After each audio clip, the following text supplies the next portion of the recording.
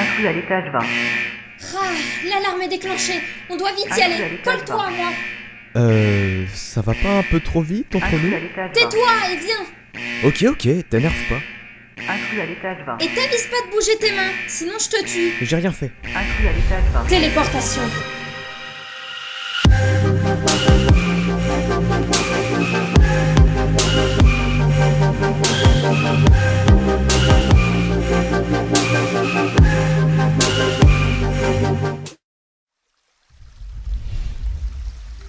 Waouh.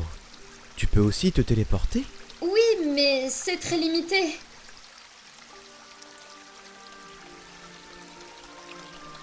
Quel est cet endroit? C'est le seul endroit où je me sens protégée. Non, Luna! Qu'est-ce qui s'est passé? Xard? Vous nous avez retrouvés aussi vite? J'ai senti le pouvoir de Luna, et je sais que cet endroit compte beaucoup pour elle. Ne t'inquiète pas, elle est juste évanouie. Je suis rassuré. Mais comment ça se fait qu'elle soit dans cet état? Que s'est-il passé? Elle a utilisé son pouvoir pour nous téléporter ici. Je vois.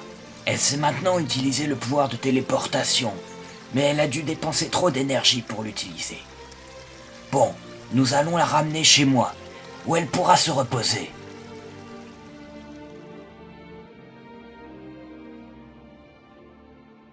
Je n'ai pas eu le temps de te remercier pour avoir sauvé ma petite fille. Ne vous inquiétez pas pour ça. Je te remercie énormément pour tout ce que tu as fait. Il faut que je te raconte une histoire très ancienne qui parle de l'apparition du pouvoir de l'âme. L'apparition? Oui.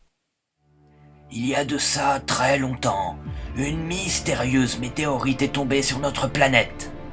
Des mineurs qui avaient assisté à ce phénomène sont allés voir cette météorite. Quand ils se sont approchés, ils virent une pierre bleue qui brillait comme si elle était vivante. Ils voulurent tous la toucher, comme si elle les attirait. Au même moment, un mystérieux individu apparut. Il avait dans sa main une sorte de baguette, et il prétendait être le docteur. Il demanda aux mineurs s'ils avaient touché la pierre. Tous répondirent oui. Le mystérieux individu soupira et leur dit « Je suis désolé, je n'ai pas pu arriver à temps. Vos vies risquent de changer à cause de moi. » Après avoir dit cela, il prit la pierre et disparut. Les mineurs, tous surpris, se posèrent plein de questions, mais ils se mirent d'accord pour garder cette histoire pour eux et de ne rien dire à personne sur ce qu'il s'était passé. Suite à cet événement, les mineurs eurent des pouvoirs qui les rendaient très puissants. Certains les avaient utilisés pour devenir rois, d'autres pour faire le mal. Et le reste des mineurs se cachèrent par peur de leur propre pouvoir. À partir de ce moment-là, l'histoire changea complètement. Les enfants des mineurs eurent eux aussi ce pouvoir qui créa une nouvelle génération d'individus. Attendez, votre histoire n'a aucun sens. Comment ça se fait que personne soit au courant de ces événements? Ça aurait dû laisser des traces dans l'histoire. Et c'est qui ce docteur? Oui, ça a laissé des traces, mais avec le temps, ça s'est calmé. Aujourd'hui, tout ce qui touche à ces événements historiques est caché dans des lieux protégés pour que le reste du monde ne soit pas au courant de ce qui s'est passé.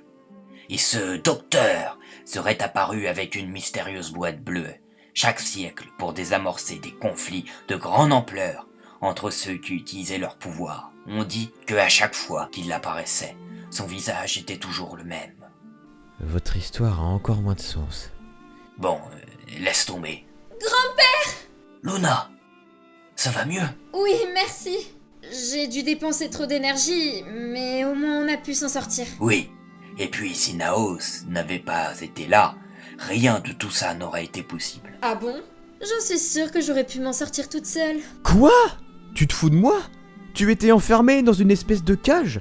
Et en plus, juste avant que je rentre dans la salle, tu m'as dit dans ma tête « Aide-moi ». Aide-moi!